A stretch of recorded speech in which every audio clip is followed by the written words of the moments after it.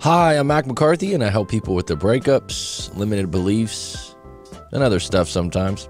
Today we're going to get into 2 points of view on 2 popular YouTube videos, Getting Through a Breakup, My Worst Breakup, from Susu, S-U-S-U. I haven't seen her channel before, but what I want to touch on here is they're sharing their breakup stories. Cole Hastings is the other one. He's got 400,000 subscribers. He's excellent video editor. And so these videos are pretty popular, but the contrast is where I'm going with this. Is these people are sharing their stories, what happened with them and what happened with them in relationships, perspective. And what's interesting is I haven't watched these videos completely, so I'm going to be watching them first time with you guys. I just typed in breakup story and these ones came up for popular channels. But what's going to be interesting about this is that these are stories that are their stories about breakups. And I don't think Susu, the first one we'll look at, this lady specializes in breakups, where I think Cole Hastings does.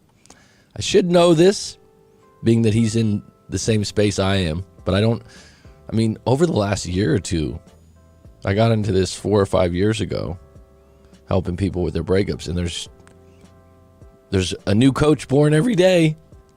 So we'll watch this one first, and like I said, we'll watch the other one afterwards. But I just want to show you the contrast, the way people look at things, and keep in mind that someone will be giving you advice about breakups, relationships, men or women, and really how much of it is just their own experience. So they'll be like, oh, this is what happened to me. This is what happened to me. And early on in my coaching journey, I did the same thing. I still do reference breakups that I've had in the past, but removing the idea that all of them kind of work out this way. And you'll see in this first video that I share with you, one of our first lines is, all of my exes have come back. Now, that instantly tells me something about ego. Secondly, whenever someone says that, there's no proof. Okay, so just being on the other end of this and dealing with breakups for a long time, what does it mean that they came back? So people be like, I want my ex back. What does that mean, though? A lot of people will get a call. That doesn't mean they came back to you. They want to meet up with you on the weekend. That doesn't mean they came back to you. That sometimes, especially with guys, they just want to hook up. Sometimes people just want to get back together to get you back and break up with you. The real test sometimes, if you had to ask me, with a breakup and get back together, is, does it have a chance to last? Because a lot of times the percentages are against you to actually get back together and stay together. And that's the objective, you'd think, right? So I always find that interesting when someone's like, oh, all my exes have come back. Really? What happened specifically? What do you mean? Well, what happens? Like, how many exes have you had? Number one. Number two, what happened in the relation? Oh, well, I'm not going to tell you that. Well, I mean, if you're going to make that kind of a statement, I'd like to know. It's completely possible. But what were the circumstances? Because like I said, I wouldn't say that if you got a call from an ex that they came back. Right? So let's get into this. Little reviews today. Rye Flint, how you doing? Thanks for being on deck recently. Supporting the channel. You are appreciated. We got 4 on deck. Let's have a spirited live stream today.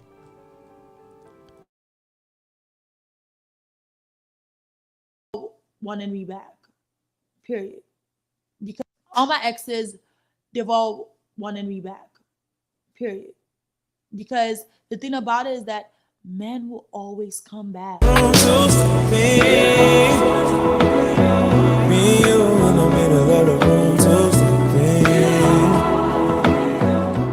Hi guys, welcome welcome back to my channel. My name is Susan. I go by Susie, so you guys can call me Susie. If you're new to my channel, make sure you hit that subscribe button and also hit the notification bell so you don't miss a thing from me.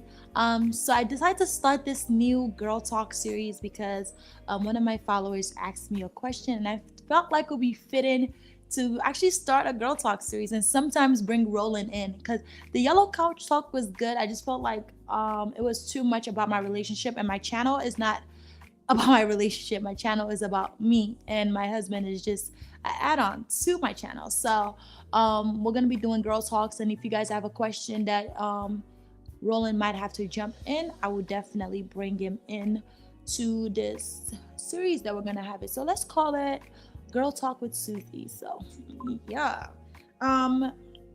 So the question that was asked was from one of my subscribers. She also follows me on Instagram, and she asked me a really good question. So she said, "Hey Susie, let me put this on me." She said, "Hey Susie, I have a video request for you. Do you think you could make a video on how to get over heartbreak / your ex? My ex and I broke up a year ago after being together for about 10 years on and off, and we've been messing around since March again. The last couple of weeks, he's been acting funny. I thought he was just busy with work. Well, he texted me last night to let me know he has to tell me something, which is that he may now be talking to somebody. It was like he broke up with me all over again. I haven't been to sleep, haven't eaten. I'm a senior in college, and last year when we broke up, I failed classes because I couldn't get out of bed. I couldn't get out of bed. I really can't go through that again. Help, please." So I'm so sorry that you're going through that. Heartbreaks are the worst thing ever. I know I dealt with probably like 2 at the most that I can remember. The first thing you want to do is you got to kind of cut connection.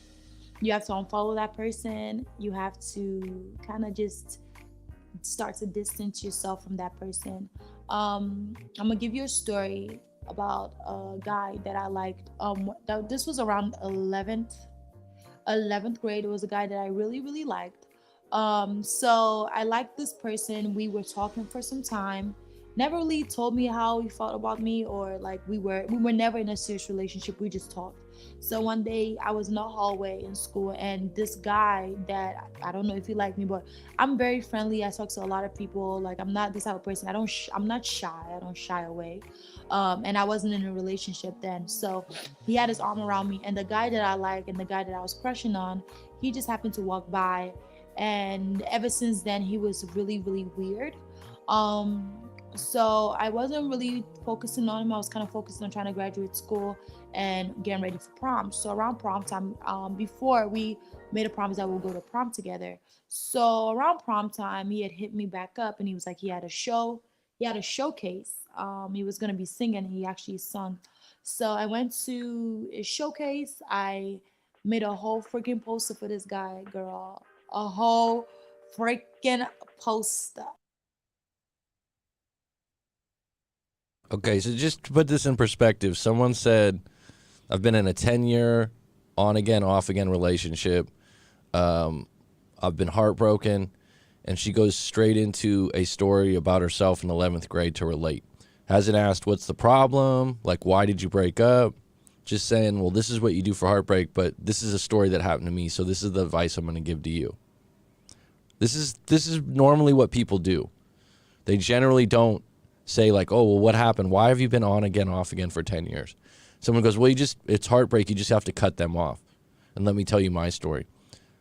A lot of times the problem with that is people want to tell you their story so then that you could give them advice based on their story. But most people, and this is nothing bad about Susie, right? Girl Talk with Susie. She's got a successful channel. She's giving her take. But she took what this viewer's question was of a 10-year off again breakup, right? And like I said, there was no, what's the problem? Why have you been on again, off again? Like, that would be a good question. 10 years, why 10 years on again, off again? Has there been, I wouldn't say has there been cheating. Let them talk. I need more details. No, it's like, oh, when it's a breakup, you need to cut off all contact. And this is what happens. I have a client right now that's like, I can't contact them. I'm like, why? Like, I can't. Why? Well, you can in certain circumstances. Unpack why. Your relationship, there's no set rules to all this stuff. Your circumstances in your breakup, what she's unpacking right here about her heartbreak, which is real to her, probably isn't going to line up with a 10-year off again, on again relationship. But this is what the human brain does. This is what people do naturally. They go, all right, let me relate this to me. Okay? Right? And let's keep in mind that she started the video off with, all my exes come back to me. All men come back. Like a huge generalization that is absolutely not true and a little bit suspect because, like I said, if I'm going to ask you, if someone makes a statement, first of all, how many of those exes were there? What were the circumstances? And what would make that true? All right, let's get back into it.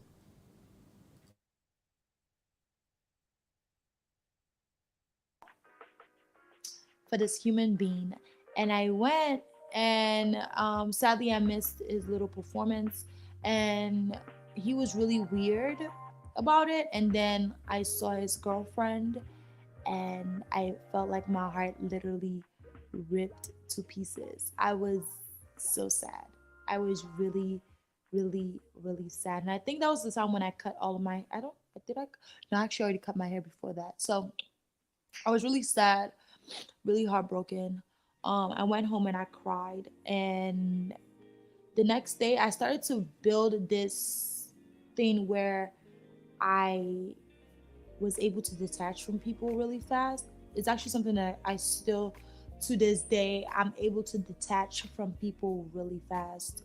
I don't know if you're like that. I'm pretty sure you're not because you said you couldn't eat for days. When it comes to relationship, a person that is for you will never leave. And you can't really hold on to a person that doesn't want to stay. You gotta let them go. I remember when I was dating and I got my heart broken by my other boyfriend. Um, I was like, I'm never gonna date again. I'm never gonna take guys seriously. Like, I'm so over it. And I didn't take guys seriously. I wasn't dating. I didn't care for guys, and I taught niggas ain't shit. Like, that was my thing. I was like, niggas ain't shit. Like, that was me. I was like, niggas ain't shit. Like, from like 18, 19 to all the way to like till I met Roland. I always had this mentality that niggas ain't shit. And I always told I told my mom, I was like, I'm never gonna get married. I was like, I'm never gonna get married. And Lord and behold, I met my husband. Um, at that time that I met Roland, I was no longer like thinking of anybody. There was nobody in my heart at that time. So when I met Roland, we definitely talked about what we wanted from the relationship. Now, had I been like still hung over my ex-boyfriends, I wouldn't be in this marriage that I'm in that I absolutely love and adore. Um, I know it's gonna be hard, but I feel like you should try to distance yourself from that person, because if a person loves you, they will never ever do anything to hurt you. And I always say that because a lot of girls make excuses for their spouse. I remember on Instagram there's this young lady that I follow, like she's a there's a young lady that I follow, we're friends on social media, and her boyfriend had put his hands on her and he messed up her house, broke nails, like he beat on her. And she was just like, I wish I would have not given him a second chance. Not saying that that's what happened to you, but she's like, I wish I never gave him a second chance, and I wish I would have just left when it first happened. And we tend to, as women, So is this any of this advice tailored to the question originally? I was in a 10-year off again, on again relationship with a guy. I think she said she was a senior in university. She's having trouble sleeping. This has all been referencing back to her own experiences now. And this isn't to say that this is bad information. I just want some people's feedback on this, because this is what's happening a lot, right? Someone will ask information to someone's channel or IG that they like, that's got a big following, but they don't really hang their hat on helping people with relationships or breakups. And then someone will just go into what's happened to them and then go into story. And so it's turned into, I have an Instagram friend that had this experience. So this girl sends in a story. She sends in a story about a 10-year relationship that's an on again, off again. She broke up. She wants to get advice from Susie. She can't sleep or can't eat sometimes. It's pure heartbreak. And she's reflected one story that didn't really line up with the other lady's story. And now she's saying, I know someone that's a Instagram friend that's been abused. The girl that she's asked the original question is not abused in any way from what she said so far. My point to this is, and again, not bad. Is this information going to help? It could help. I certainly don't think that when you start the video, they're like, all my exes have come back. The weird thing is, the first reference she made was more like a crush, and she found that person to be with someone else, and she's saying that she cut him off. So I haven't heard that guy came back. So it is a little bit confusing, right? Let's just see if we can finish this video possibly.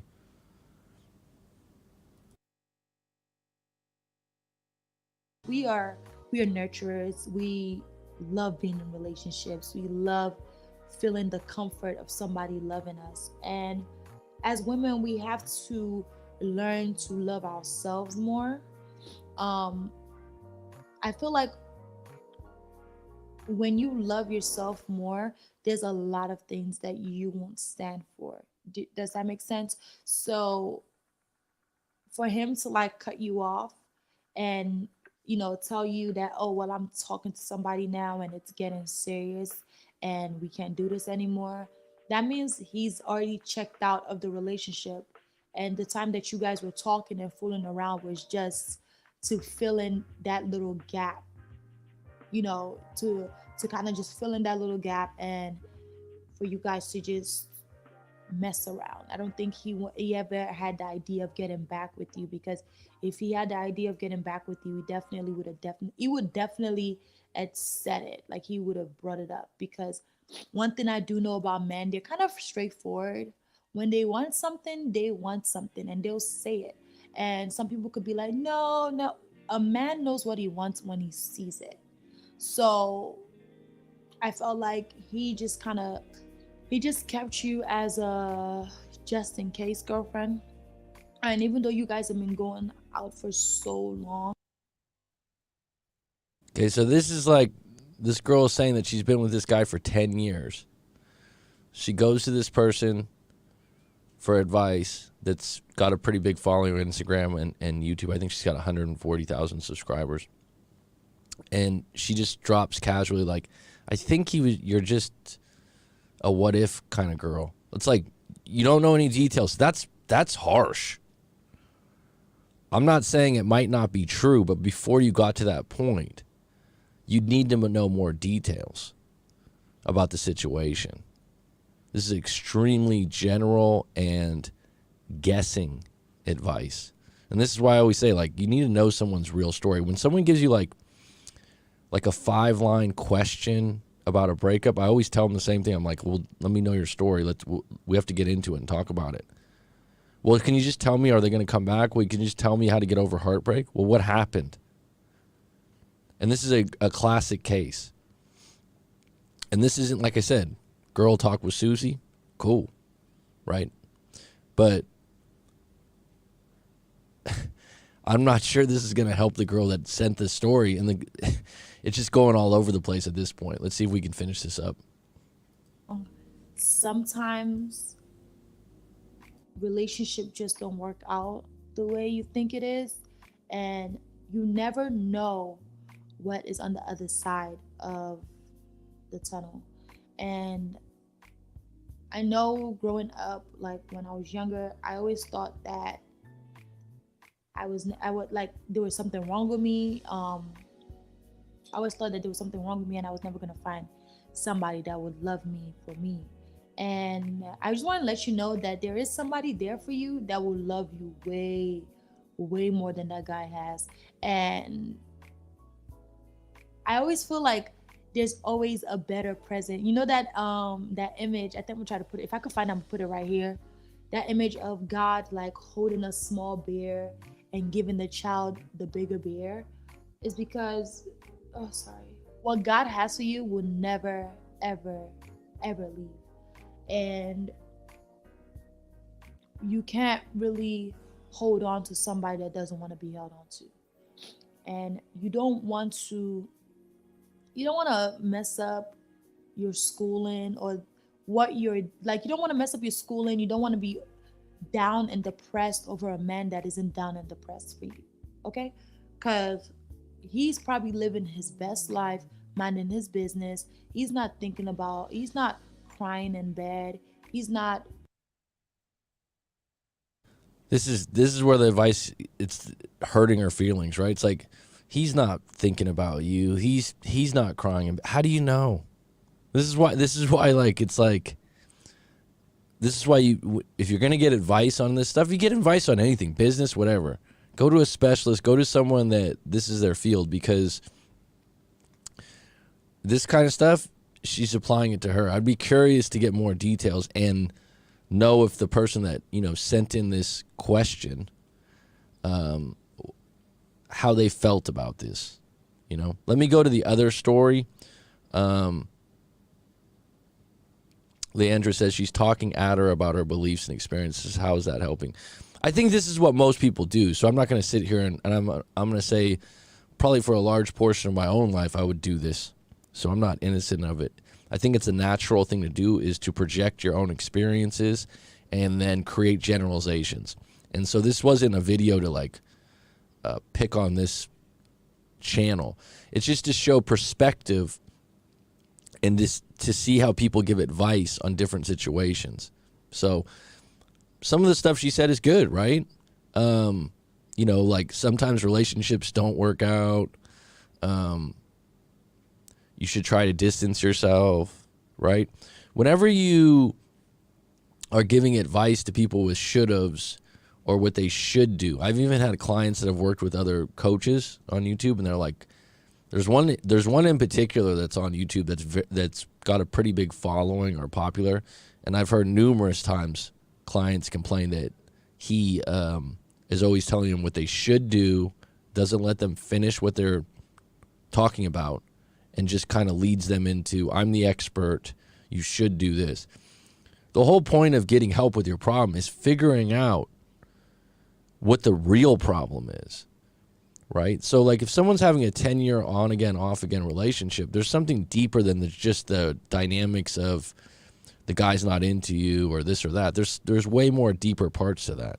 If someone doesn't love them, like the classic, you need to love yourself first. Yeah, that's true.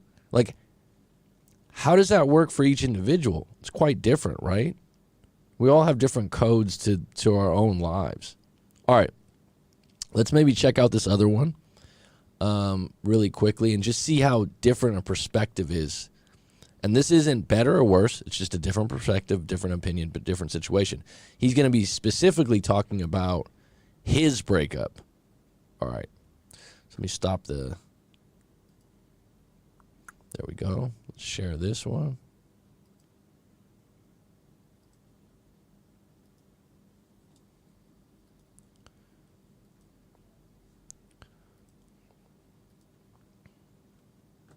And I broke out into tears. Once I realized she said okay, I cried for like a minute straight. Just about 1 year ago, I was the most depressed that I've ever been in my entire life, and that is because it was when my second girlfriend broke up with me. And today, I'm really gonna get into the nitty-gritty of it. I'm going to be completely vulnerable with you guys because I feel like you guys resonate a lot with when I am vulnerable, and I'm gonna be telling you things that I haven't even told my closest friends about what really happened when my second girlfriend broke up with me and how I took it and how I should have took it. This story is going to surprise you a lot, and I'm going to tell the story through the 3 stages of a breakup that I have identified. And this is going to apply to men, women, whether you're gay or straight, anybody. This is going to help you get through your breakup. And this is the video that I wish I had when I got broken up with. Time to expose myself on the internet once again. So here are the 3 stages of a breakup. Stage 1 is grievance. Stage 2 is acceptance, and stage 3 is metamorphosis. Let's go through these stages. So stage 1, grievance. You are going to have to realize that you are going to be grieving a lot during this stage. It's almost impossible to ignore. And the reason I use this word is because it is like you lost a loved one in your family. You are gonna feel this. I remember the few days or about the week after I got broken up with, I was actually pretty okay. I kind of accepted the fact. I even texted her afterwards and was like, hey, it didn't really end that well when you did break up with me. So I just want to say I totally understand. You know, it's okay that this happened and it makes a lot of sense. But like all forms of grievance, you go through these different types of sub-stages within the stage of grievance. So shortly after this, it was about the 2nd week after my girlfriend had broken up with me, I started to feel what it felt like to not have her in my life anymore. And it was extremely painful, even though she wanted to remain friends after all this, and she said she didn't regret being in a relationship with me. It was still something I had to live with, the fact that I'm not going to be with this girl anymore, and she's not a part of my life in that way anymore, and that shattered my identity. I had an identity crisis. So this guy is very nice, not ego-based, down to earth. And, you know, he's already talking about being accepting and being friends possibly. And, you know, not all guys have these situations, especially when the ego's involved. Sometimes there's denial first. Sometimes there's an assumption that you're going to get back together. So there's this little, I have a lot of clients sometimes, it's not just that they like are looking for ways back, but they honestly think at some point they're going to get back together, and they're just looking for how to take a path towards that. So some people don't start grieving for a long time. It's just like if someone goes, I'm doing no contact, it's working or it's not working. They're not really grieving. They're actually more strategizing. And they also believe because of what's happened in the relationship, maybe if you've had a breakup where you made up before, you're probably 5 times more likely to think you're going to get back together again. So the idea that grieving is number one, that would be ideal, to get to that point of grieving first. I think a lot of people are in denial. They're unaware of, they're just not accepting the reality of the breakup, what the actual problem is. You know, for example, if a woman leaves and she cheated, the guy might go into details about how broke the other guy is. So there's a lot more variables to this than just going into grieving first. Obviously, Cole Hastings, who's in touch with his feelings, did that first. And it's actually a good thing, because the grieving is a process it's needed. It's part of the healing. But does everyone do that originally? No. All right, let's get back into it. She felt like she was a part of me, and I felt like I was nothing without her, and this was so unhealthy. I know I have to get this out there to really explain how you might feel and what's going on. So you're going to feel that absence, and that absence is going to bring a lot of pain, and you might even deny why this happened. You might deny that it should have happened. I remember I was in complete denial, even though leading up to the breakup, the few months before that, we definitely weren't the same that we used to be. We did love each other a lot, but our relationship just wasn't really the same. She was working more. I was getting more anxious about it, and I wanted to see her more, and I was focusing less on myself and my work, and I kept telling myself, this isn't right, we're meant to be together. And so I started the fight that I just should not have done, the fight to try to get her back by any sort of means because of how much I felt like I was nothing without her. We were still texting a little bit. I was trying to text her more than she was trying to text me, obviously. She needed a break from me at the very least. And I remember I actually met up with her one time. It was, I think, a few weeks after our breakup, and I kind of just came clean to her. I was like crying my eyes out, telling her, listen, I get why we broke up, and I understand that you want time away from me to think about this, but I do believe that we're meant to be together, and I just really want you to give me a second chance. And basically, Highly biased here. I do believe we're meant to be together. So this is cognitive bias at its best. This idea of maybe we were soulmates. It's not seeing the reality of, and this is what's possible. Especially this guy Cole Hastings looks fairly young. I'm gonna guess early to mid 20s. I don't know, but the idea that that you're meant to be together. That's a convenient Disney narrative that a lot of people go through, men or women. And the idea that she started working somewhere and not having enough time and he was nothing without her, right? Very common narrative, very common storyline to go through. But this idea he went back, and this happens a lot. This is, like he said, I'm being vulnerable here. Going back with we were meant to be with the ignorance of she doesn't feel the same way. And actually, maybe she just doesn't want to be in a relationship right now. And so it's really hard. The reality, I wouldn't call that reality grievance. That's denial.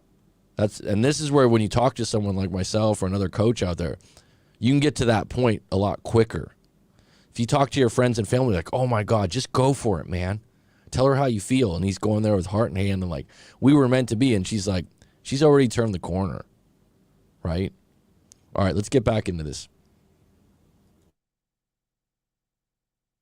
begged her, but it gets worse as I'm gonna go through this story. And so she said she didn't know yet. We shouldn't have been hanging out regardless or even talking to each other during this time, only a few weeks after we just broke up. But I was just so in denial, and every single night pretty much I would cry to myself. I would cry over what I had lost. I would just think of all the memories that I had with her. The pain is going to be inevitable. Not everyone cries every night. So this might be relatable, and I would say that if Cole Hastings was my client, we'd have to get a little deeper on some abandonment issues, some issues with his parents, because why are you crying every night, right? Now, crying is not a bad thing at all. It's releasement of feelings, but you probably need to get some therapy, not just for this breakup, but why are you at such a loss? This is deeper. So when he's saying the grievance, he had a deep grievance. He had deep crying going, right? But if he says, I cried every night, and I'm just going to say that he's not exaggerating.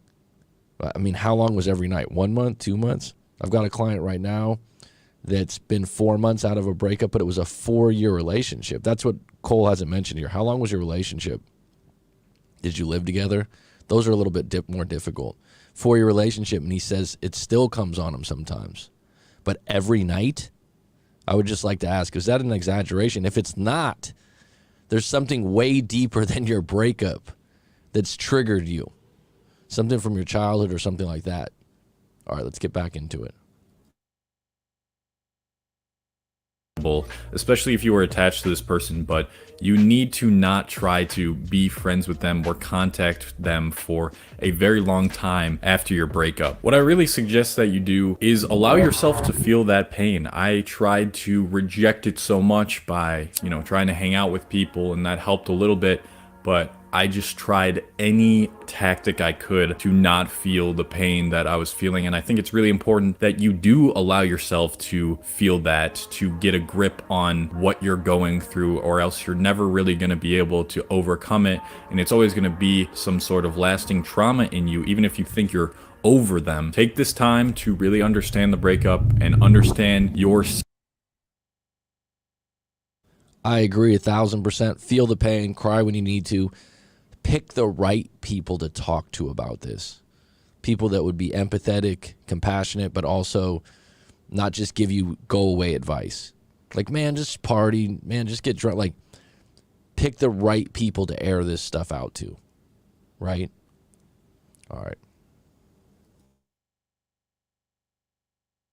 Self and what you really need, which is not another person. This is something that I could not handle, that I could not deal with, and it got to a really bad point. I started looking up so many videos on YouTube about how to get your girlfriend back, and all of them just flooded my recommended feed now. I was super into watching like the no contact rule videos, where if you don't contact your ex for like 30 to 90 days, then it'll be okay and she'll want to be back with you. And I swear to God, I watched one of these no contact videos every single day just to get some sort of reassurance that one day I would be with this girl. And so it was a couple months now after we had broken up, and I decided, you know what, I'm gonna give it one more push, and if this doesn't work, then that's it. I'm going to stop trying, and I'm finally gonna move on. 2 months after we had broken up, I just couldn't accept that fact. But I finally manned up and said, I'm gonna do this. But I didn't even really man up, because I was going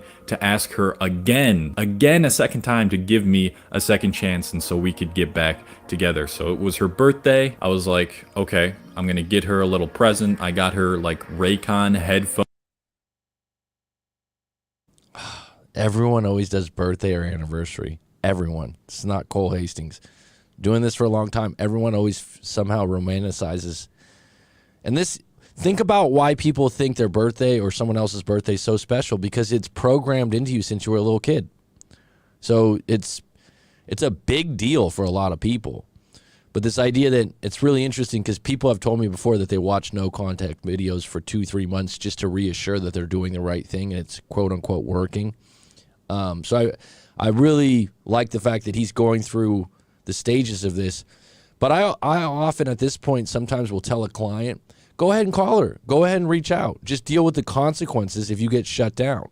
This is not Never Land. This isn't Disney movie. She could say, oh, you know what? We could just stay friends. She can give you pity. She could turn you down. But really, if you haven't talked in 2 months and you're not really... You're saying a little bit about the breakup, but you're not really. The most vulnerable part of this video would be like, what fucking happened?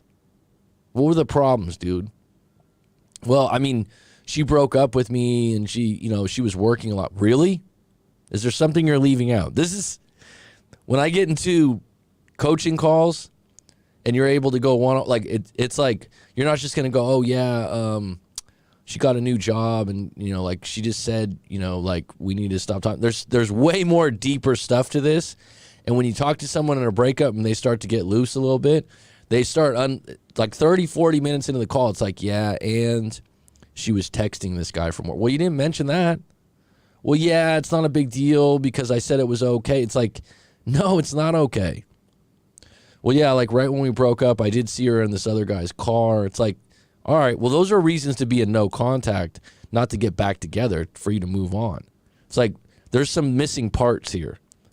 There is some vulnerability here about what he was doing post-breakup, but really to reinforce why you're in no contact, you need to reinforce and build a case of why you broke up. So if the reasons of your breakup are going to decide if you're in no contact or not, right? And also, as a guy, guys are kind of blind to this. There's a point where women have lost, or a woman has lost attraction for you because you're being pitiful and needy, clingy, weak, what have you. And the guys somehow look at this, and Cole Hastings seems like he fits this part, and I could be wrong. But they think pity and romanticism is going to win the day. They don't think being neutral, stoic, strong is going to win the day, because that would take time to convey that, and it doesn't come natural to them. So they double down on the sentimental stuff. It was like I was just watching Wedding Crashers a couple days ago. Great movie, very funny, old movie, right? Vince Vaughn's outstanding, hilarious, whatever. But their interactions with women and how women fall over them for being vulnerable and sweet, I don't think that's very accurate, right? All right, let's get back to the video.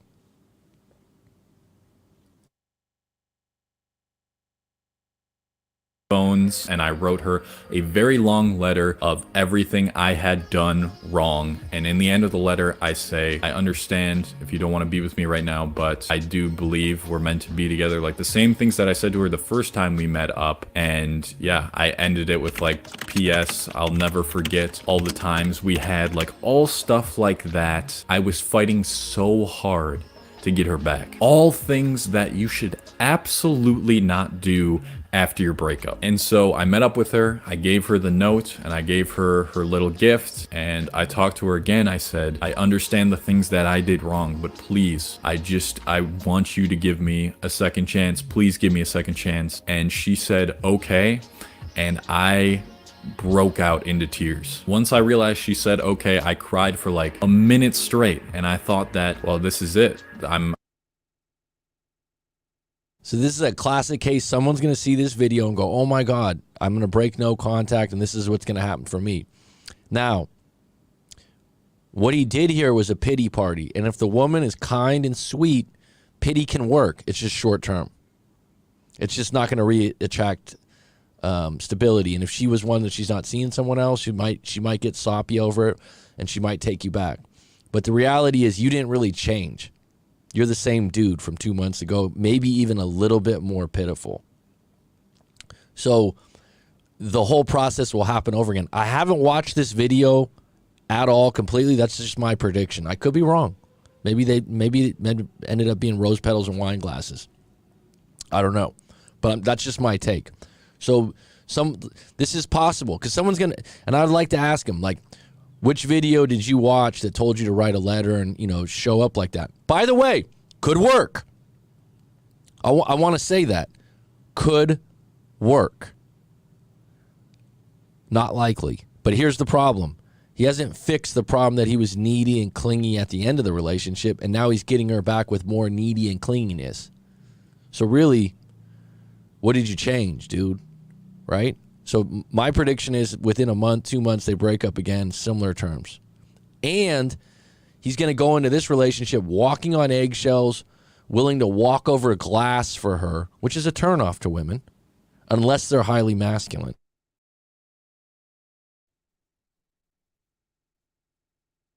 Please give me a second chance. It's possible that she'd take you back out of pity.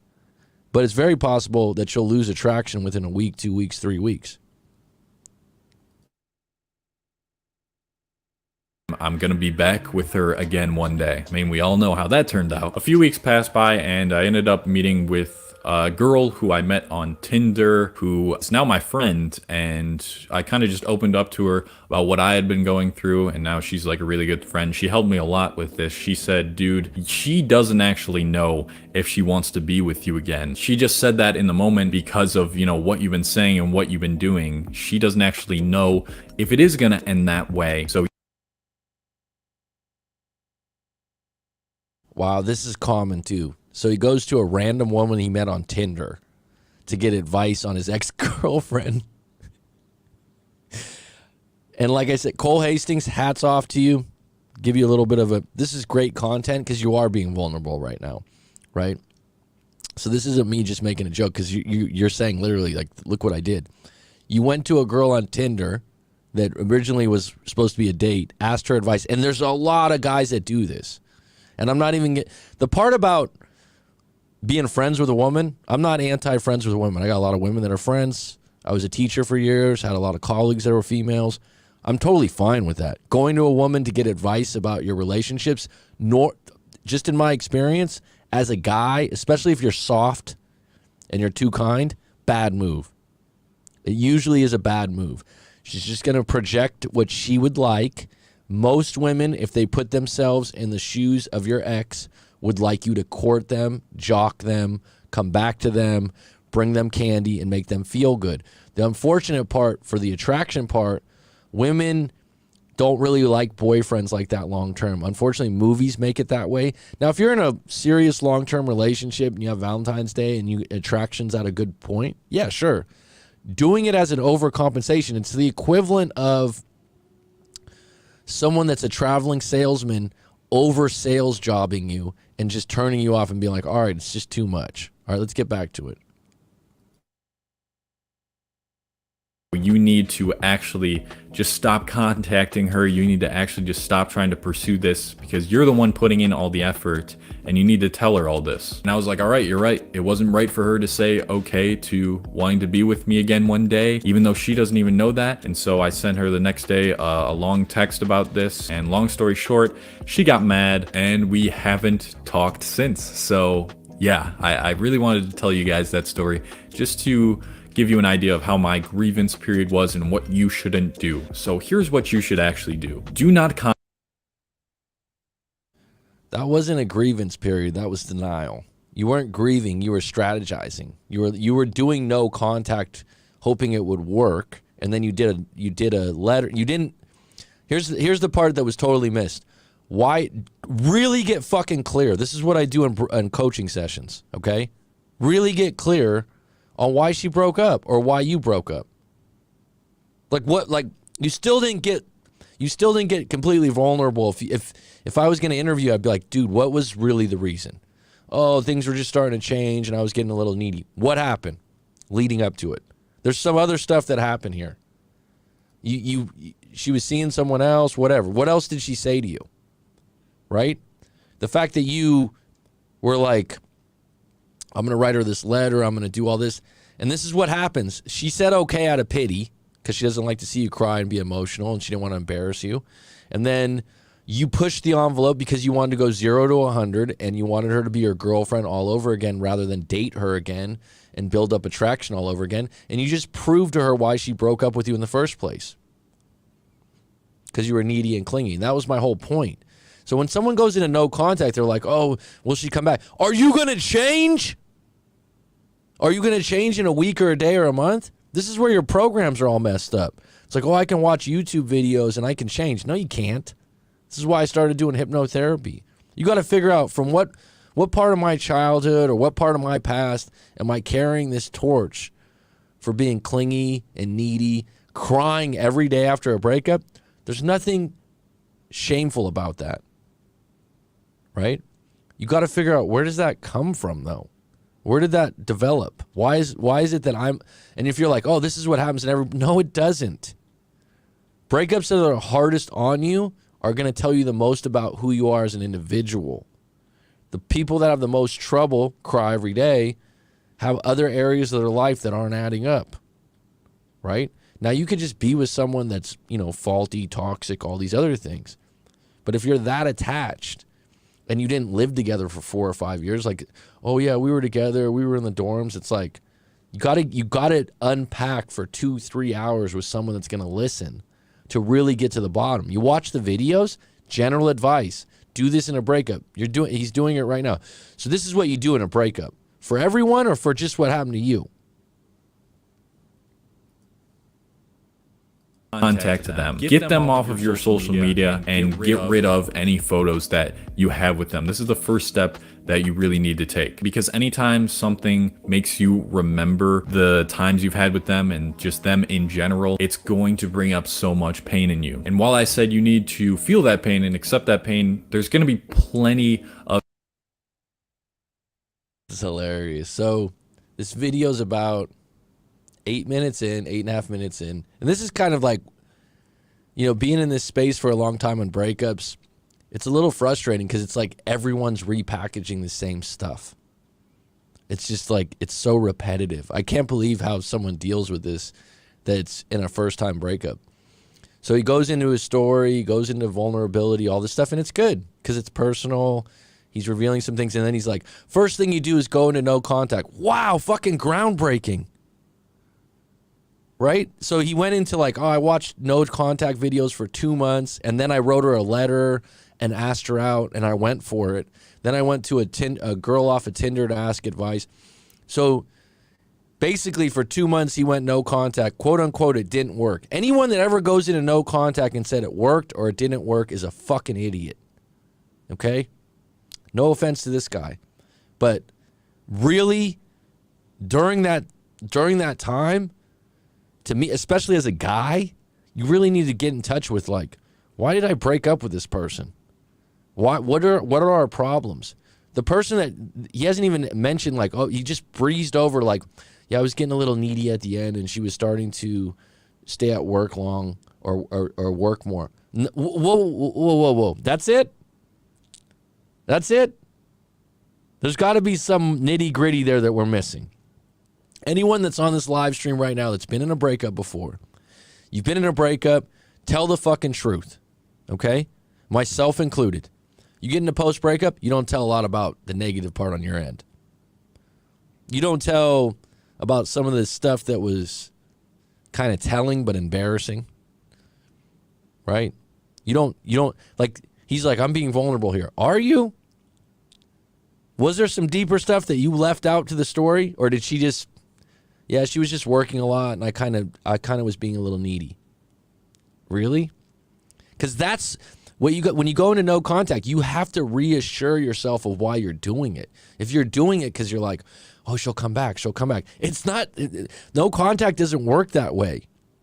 This is what people get so fucking mixed up with all these thousands of videos. I think Coach Lee has like fucking 25 videos on no contact, right? And doesn't even crack a smile. There's no emotion involved. So it's just all business, right? People love this shit, right? Think about this for a minute. How is the same advice pertinent to every breakup? Think about that for a minute.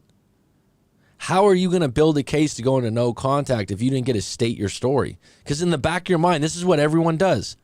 Well, my story's a little different. And it is. Just had a client yesterday. I've been working with him for 4 months. Great person. He's still battling it. He's still battling why he's in no contact. And I just told him recently, he's been in it 4 months. His breakup was unique. I'm like, you can break no contact. Really? Every video says no. I go, yeah, you can, because she was still attracted to you at the end. You broke up over cheating. You admitted you cheated. You fell on the sword, right? At the end, she was still all in on you. Now, that's totally different than someone losing attraction for you, not wanting to be with you anymore. In those cases, you got to go into no contact. And guess what? You got to go through some changes, dude. If you've been weak, soft, clingy, needy, you need a manly adjustment there, literally.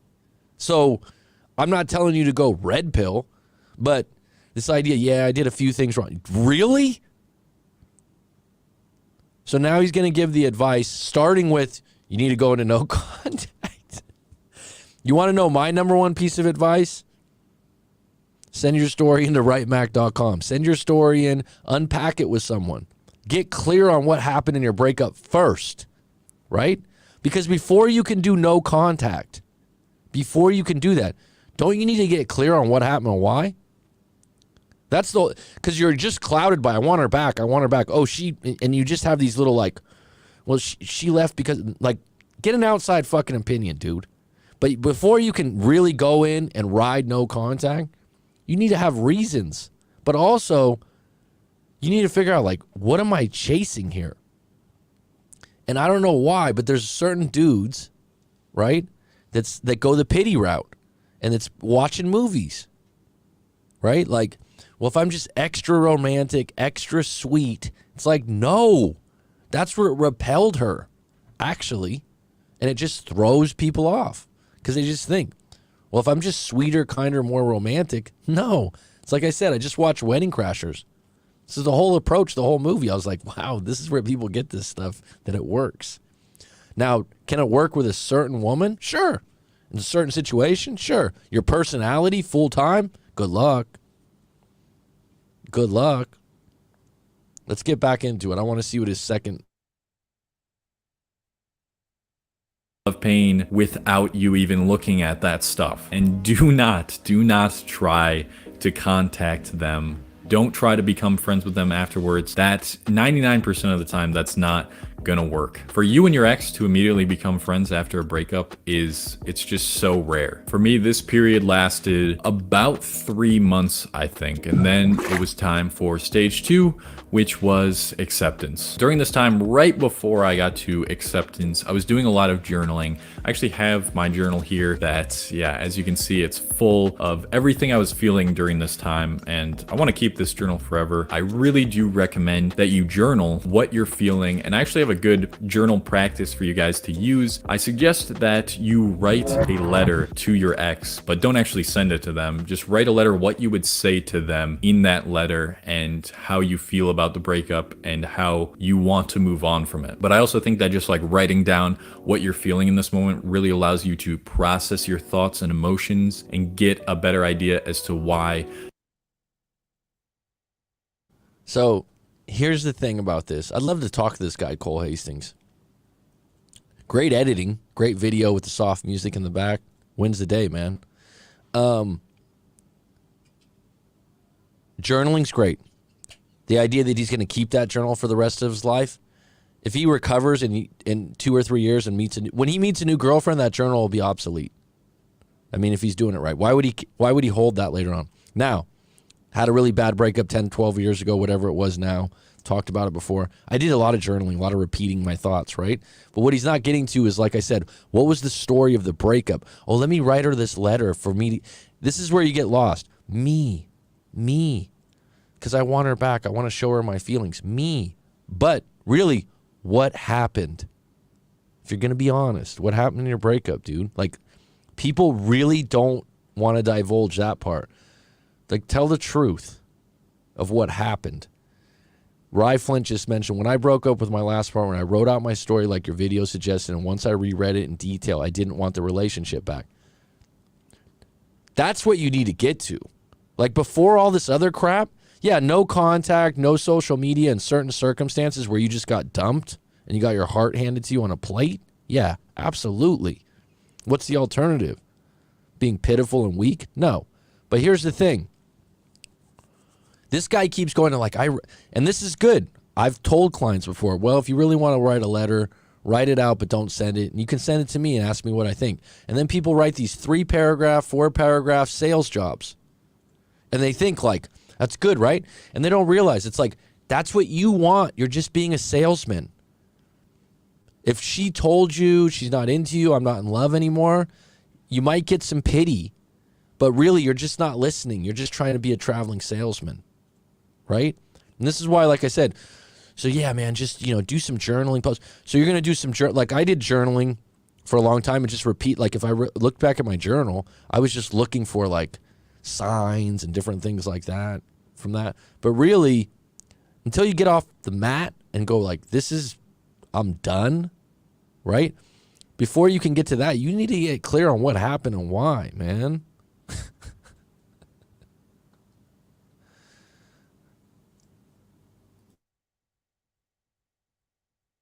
You feel the pain that you do. And that really helped me. It helped me to accept the fact that, yeah, I'm in pain, but I know that one day I'm not going to feel this pain. And that is what is going to happen to you. At this time, because it was like months after my breakup, I thought, how could I possibly still be in the pain I am every time I see her name or hear something about her or see a photo of her? But I'm telling you right now, time is the thing that is going to heal you. And the reason it took me so long is because of the way that I handled my breakup the couple months after it happened. So hopefully you guys are able to avoid that, and maybe you'll get to this acceptance period quicker than I was able to. I know you don't want to hear this, but it's something that I wish that I took into my heart more, even though the thing you got to accept or reject. So you don't have to accept everything about the breakup. So if she called you lazy, broke, fat, ugly, and you don't agree, those things can drive you. This is why you need to talk to someone. Oh, you just need to accept the fact that it's over, that you're done. That's going to take some time, but you have to build that case, and you got to share what really happened. Like Rye Flint just said, once I wrote out my story, I realized, wait a minute. And at the core, like, this is what people get wrong. Oh, do the no content. At the core, when do you ever really comb through and go, what were the problems? Like, what were the real problems? It's not just that we lost distance or I was a little bit needy. What were the real problems? Like, when I talked to her, like, she said again and again, I had a client a while back, and he kept reiterating, like, she always didn't like that I played video games. I didn't like that about her. She always would make a comment that I ate unhealthy food. Those things actually, they linger, and some people, they're a reason to break up. And then you're like, oh, she's just a narcissist. She's this. No, she had some reasons. She told you them, but you just didn't catch on to them and you didn't want to change your diet or stop playing video games, which is just fine. But don't be a Debbie Downer later on and be like, I can't believe this happened. It's like, look, you guys didn't match up well, right? Well, in the beginning, I played video games. Yeah, but long term, she didn't want a boyfriend that played video games or ate ice cream and sat in front of the TV and roasted blunts all night. You know what I mean? It's like, might find someone else out there. But if you really comb back through it, were you that person when you first started dating? This is what's lost. I'm not saying this is what happened to Cole, but like, what happened for you to build that case? Like, now it's just ironic. He made this really snazzy, well-edited video, good music. I'm going to tell some personal stories, and I'm going to give you some advice. And here's the advice. No contact. Wow, groundbreaking. Number 2, acceptance. Groundbreaking. It's like, before you get to that point, right? My protocol would be air out your story of what happened, not why you want her back or how you're feeling or how much you miss her. Like be as objective as possible, but it could be from your narrative. But writing that out, it gives you so much clarity. Because things pop up and you're like, actually, she did tell me that like, I've had so many clients the last 2 years that they've had girlfriends that had real issues with their weed consumption, right? Is there some women out there that would be okay with it? Sure. But you're like, oh, later on, it's like, it wasn't that big a deal for me. It was a big deal for her. There's so many intricate nuances that don't go into a 15-minute video, right? Let's get back to it. Even though I had heard it at the time, I just didn't want to believe it. You need to accept the fact that you might never, or you probably will never, be with this person again. And that might have struck pain in your heart. I know it's hard to come to that realization and come to that acceptance, and maybe it'll hurt even a little bit more right now, but it will definitely help in the long run if you keep this mindset throughout the grieving that you're going through with your breakup. You need to live your life as if you will never be with this person again. This is only one person in 7 billion people in the world. Yes, they might have meant everything to you, but I promise you, if it was meant to be, if that relationship was truly meant to be the one for you, then you would still be with them. The problem is, after a break, all right, I'm just going to call that advice lame. If this person was truly meant to be with you, then they would be with, like, that's just a generalized woo-woo. I'm a spiritual person. I like to meditate. I do a lot of spiritual things, but like that kind of a statement, give me, like, when you're post-breakup and someone's like, oh, that person wasn't meant to be for you, and when you find the one will be different. Here's the crazy thing. Wherever you're at in your life, you'll be attracted to different types of people that fit who you are at that point in your life. It really starts with you. I don't think you're born and there's some kind of soulmate searching for you, okay? I think that there's people that are going to be attracted to you and you're going to be attracted to, which are within your realm of expectations. It's like when someone meets someone and they, like I said, I'm spiritual, man. I meditate, I'm into hypnotherapy, but like the idea that, you know, this one's not the one for you, but you'll find the one, extremely bad advice. Because people go on that and they're like, oh, it's not the one. I would say it's not a good fit for you right now. And you guys don't add up. And it's hard to find someone like that. That's the thing. You got to get picky. To find someone that checks boxes, right? That has the things that you want is going to take time. They're not going to be the one. Or, you know, I agree. There's 7 billion people or whatever it is in the world. You will meet another one. What I always say is you'll never meet another person the same as that person. So if you can accept that, I have a meditation on my meditations channel right now that talks about that. If you guys want to check it out, Clean Mind Today. And in that meditation, I'm telling a story. And this is a way of therapy, is to hear another person's story. And the story is basically saying that you'll never meet another person like that. No two people are the same. No two fingerprints are the same.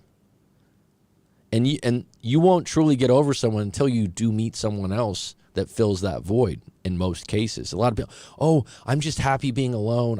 I'm independent. I'm this. Yeah, that's great. Okay, there's some outliers in that. Most people, until they get a new relationship, but if you heal right, if you quote unquote work on yourself in the right areas that are for you, because that's such a general statement right now, right? Well, then, yeah, you will meet someone better. That's a better way to look at it. Meet someone that doesn't have the alcohol problem. Meet someone that doesn't play video games all night.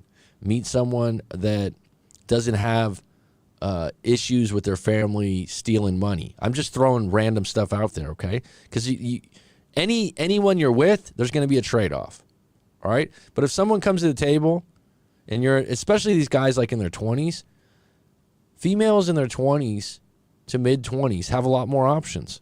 And if you're not up to it and you're in an environment like LA, San Francisco, New York, Miami, these places where there's just more and more options, university, if you're not up to that, they're going to find a way to break up because they're going to look at other options. That's nature. That same woman at 35 might stick with you. But the reality is what you didn't mention in this video, Cole Hastings, is like, what were your real, like, before you broke up, you're just saying, oh, she worked together, I got a little needy. What was your habits, dude? What were your habits first and foremost?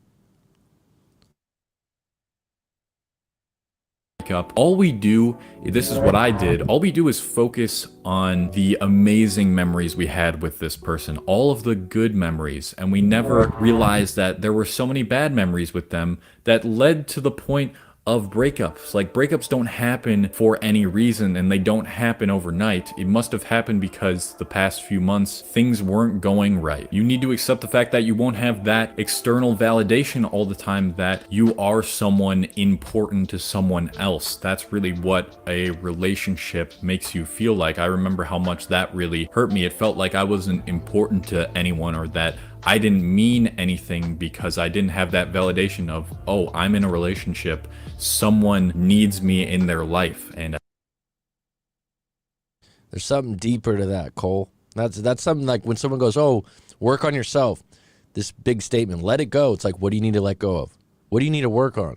Probably some kind of abandonment issues. If I had to guess, parents were divorced when he was young, or something happened with the parents to feel like he needed to be needed. Right? Very common, not bad. Not saying any of that, but like, that's how you get to the root to the problem.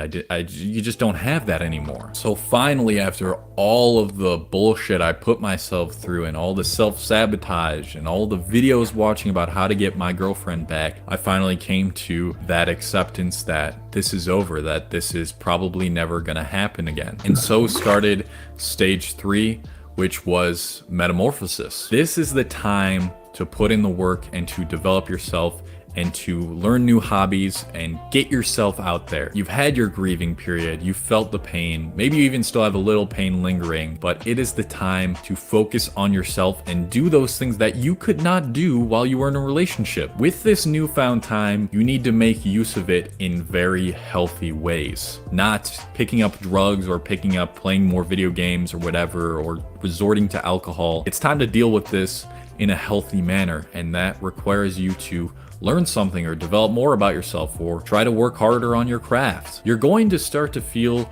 liberated, and that you can start to really focus on other things. And so during this stage 3, I decided, you know what, nose to the grindstone. I'm going to start building up my brand and business more, put out 2 YouTube videos a week, focus on what I really want to build in this next year. And this helped me so much with the loneliness I was feeling, because I couldn't really see friends during the pandemic. So I had to accept the fact that I'm going to be alone during this time. What am I going to do with my time here? I'm going to accept the fact that I am whole and complete on my own, and that I am actually a high value person. I truly started to feel that way, that I am worth something, that I can bring a lot more to the world without having a relationship. And so this is what you need to do during this stage. You know, pick up a hobby that you've been wanting to do, but you couldn't do because you had to have a lot of your time go to your significant other. Or maybe this is time to work on building that business you wanted, or just working on a side hustle or something like that. Now is the time to do it. And the side effect of this is you're going to be so focused on all of this stuff, keeping yourself busy with healthy things, that it is going to help you get over your breakup even more. And once you start to build these healthy habits more and more, then it's gonna make you feel even better about yourself than you did when you were in a relationship, because you're taking care of yourself so much. And then you're gonna start loving yourself even more, and it's a snowball where love yourself even more, get over the breakup quicker. You become even happier than you were. This is one of those, I'm all for self-improvement and stuff, but the generalizations of like loving yourself, that's always one that I'm like, do you really spend time saying I love myself? I always think that that's kind of a newer one that is used. I gotta love myself. I think that people that don't say that just already have it built in. The reassurance of it says that there's actually some holes there. Like if someone's saying it over and over, like I love myself now. It's like, okay, yeah.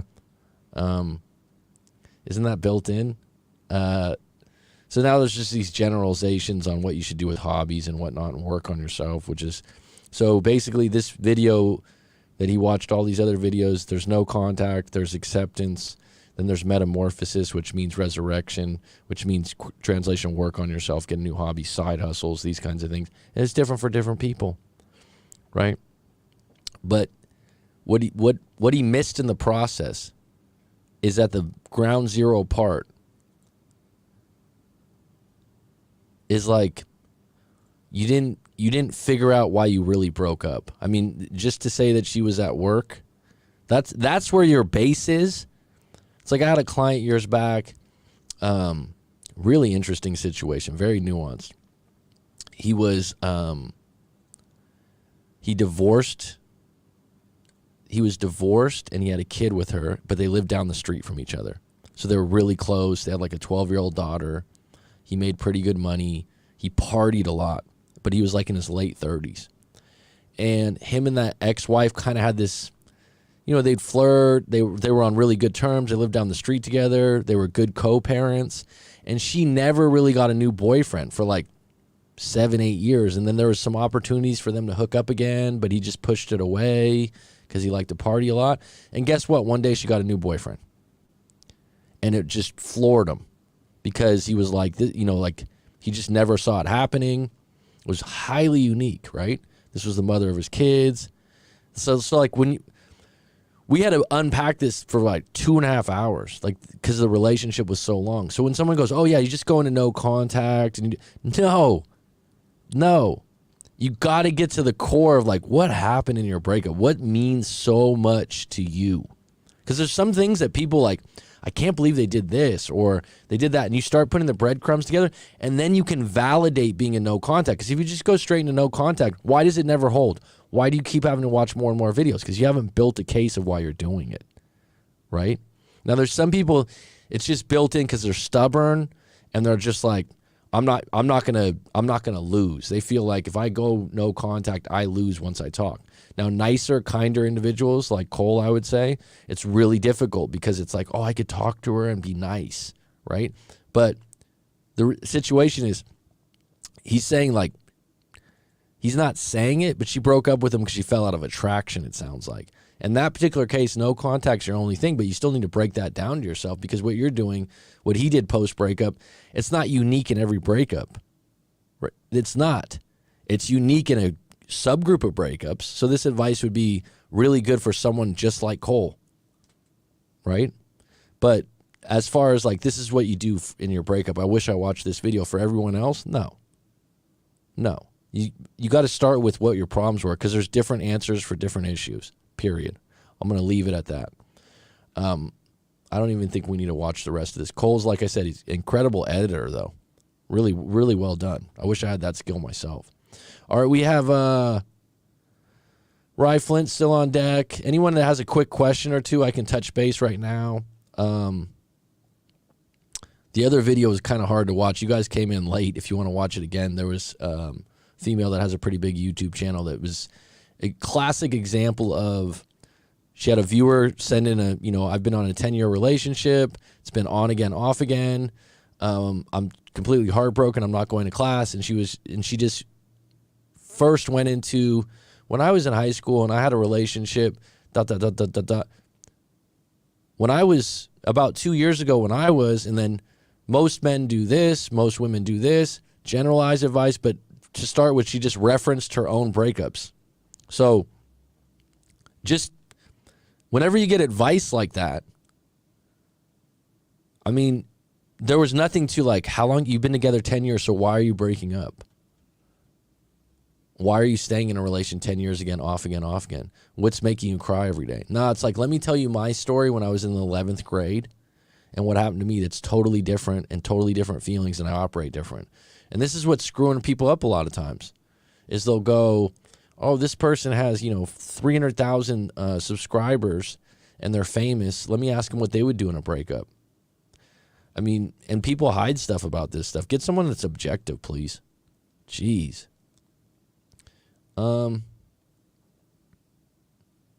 Sounds familiar, huh? Petty Betty, weed, video games. Weed consumption is a big problem. People think their situation will play out like a rom-com movie. Go ahead and ask it right now. I only got a few more minutes. Love myself is something that doesn't really resonate with most. It's more through than two-word communication to yourself. You know what? Like I said, and I'm a spiritual person. I like if someone said that. I wouldn't put them down for saying it. I just think it gets thrown around a lot. It's not something that, being someone that grew up in the 80s, no one said I love myself. I think when you really do love yourself, you don't need to say it. And the way you treat other people is a reflection of how you feel about yourself, right? There's times in your life where you don't. Can you put the link of your new channel? Absolutely. Let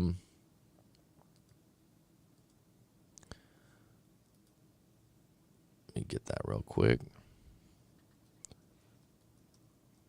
Maybe I'll even put it on the...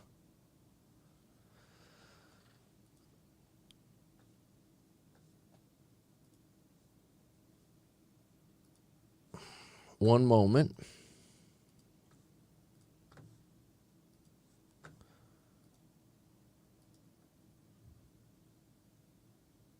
So anyone that's looking to calm down a little bit, I do guided meditations, form of hypnosis. Been trained in hypnotherapy. And so I started this channel, which is guided meditations. It's the same thing that a hypnotherapist would do with you. And a couple of them are for breakups, specifically. I'll share the screen real quick. And there's a type of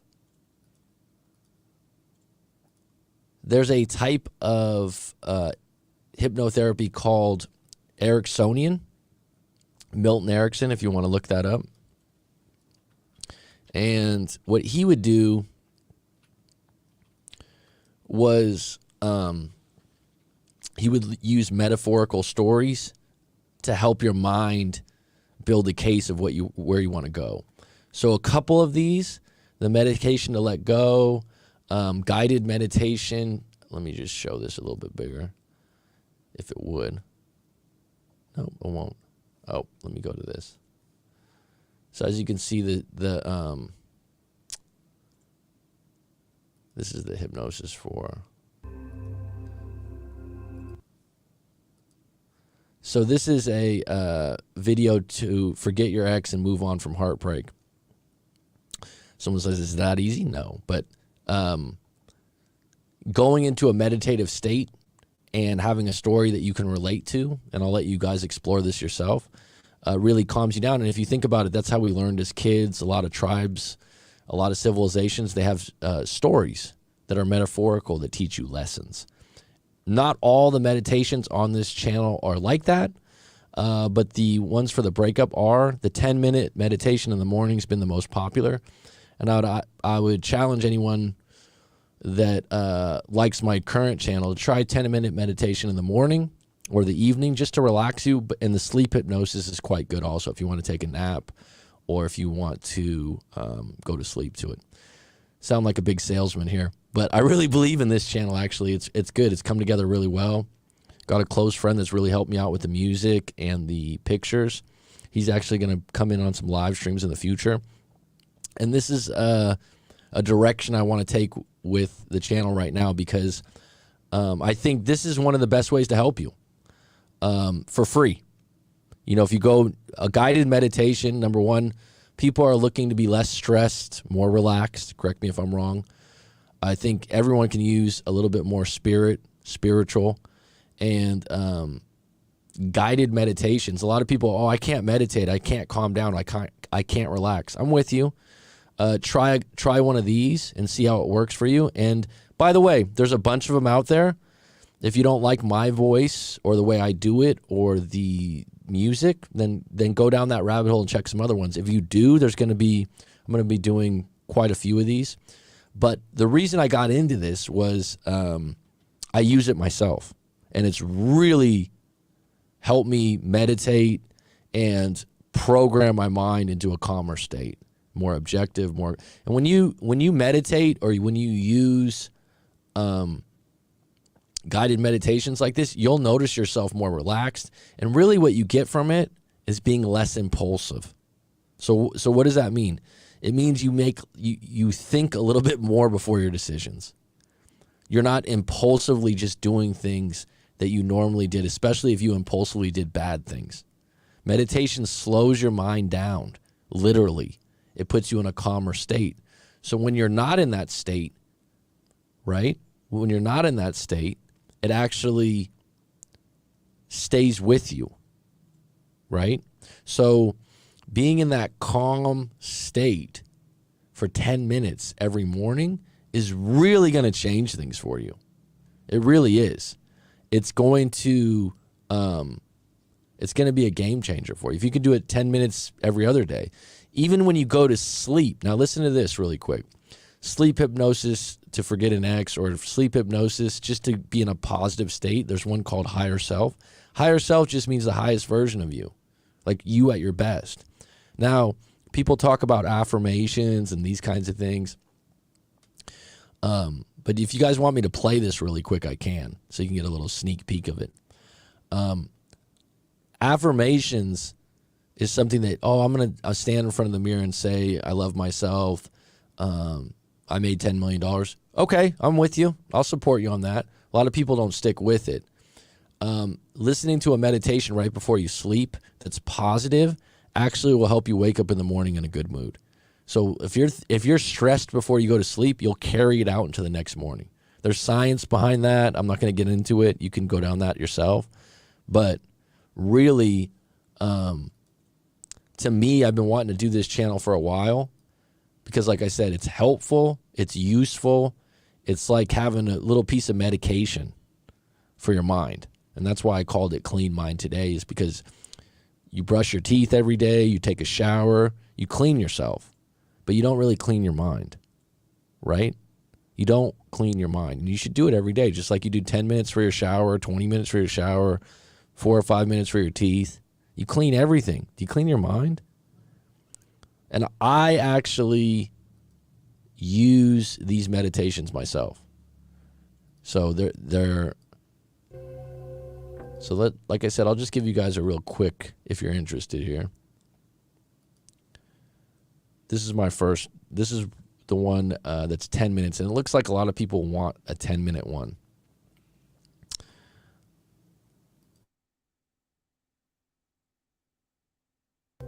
Clear some space and relax.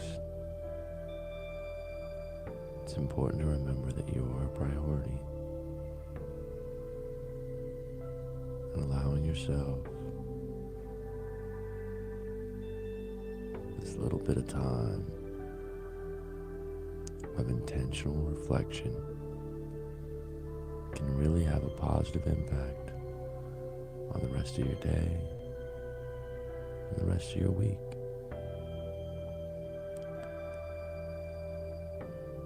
So let's use this time, this Small piece of. All right, I don't want to put you guys to sleep here. So, Mary, go ahead and did you have that question? Go ahead and check out the channel. Like I said, if you've ever been interested in meditation but you don't think you can do it, it's a form of hypnosis. Like I said, I've been trained in it. Someone said, well, how do you make some of my clients like, how do you make your voice like that? I don't know. Something I've done for a while, and it really works. It really helps you out. I would challenge anyone to listen to the 10-minute one daily and the sleep one for a week, 10 days, and just tell me how you feel. And if you have any trouble falling asleep, this is a game changer. Absolute game changer for people that don't fall asleep easy.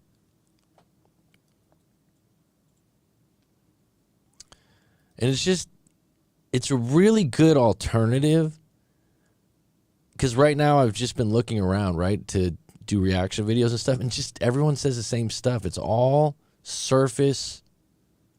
It's a lot of surface-based advice, right? It's a lot of surface-based advice and not a lot of action-based advice or something I can use right now. And so over the last year or two, I've kind of gotten away from doing the stories, which the stories I like because you can always relate stories directly and get advice on individual situations. But guided meditations, like I said, it's a little piece of medication for your mind. And like I said, think about it. Clean your mind today. You clean your teeth, you clean your ass, you clean your, everything. Start cleaning your mind. Check it out. All right. Petty Betty says, my friend's ex keeps calling her and wanting to get together to talk about how they broke up. I think he wants a second chance, but she doesn't.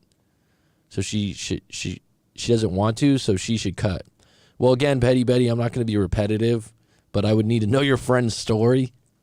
So book a set, pay for her session. I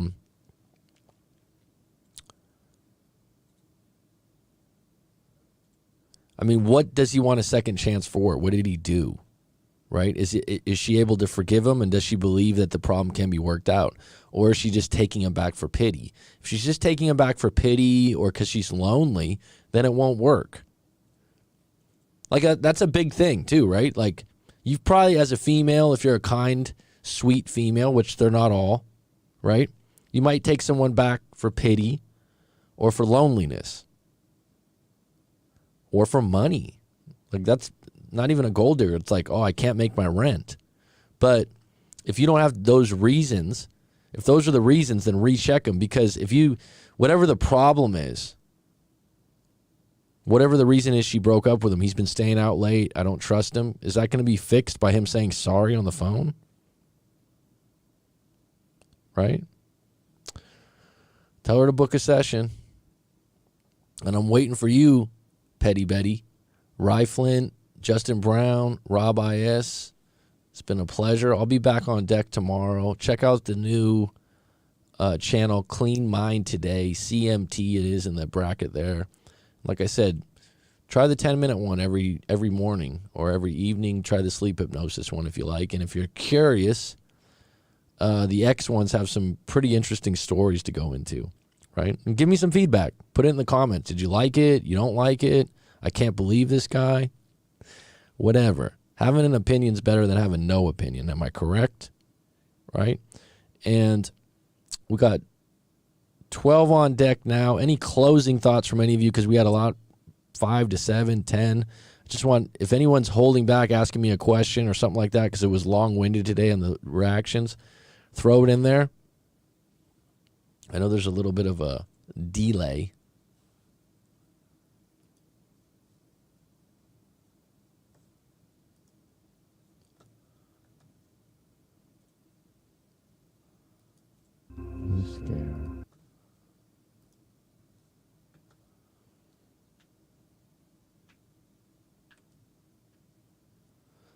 Tell them right. I'm going to check that other channel out. Sounds interesting. Right on, Sloan. Keep being you. All right, folks. It's been good. It's been grand. I'll be back on deck tomorrow. I'm keeping a regular pace here. Stay in the race. Check out the channel. And it's curtains.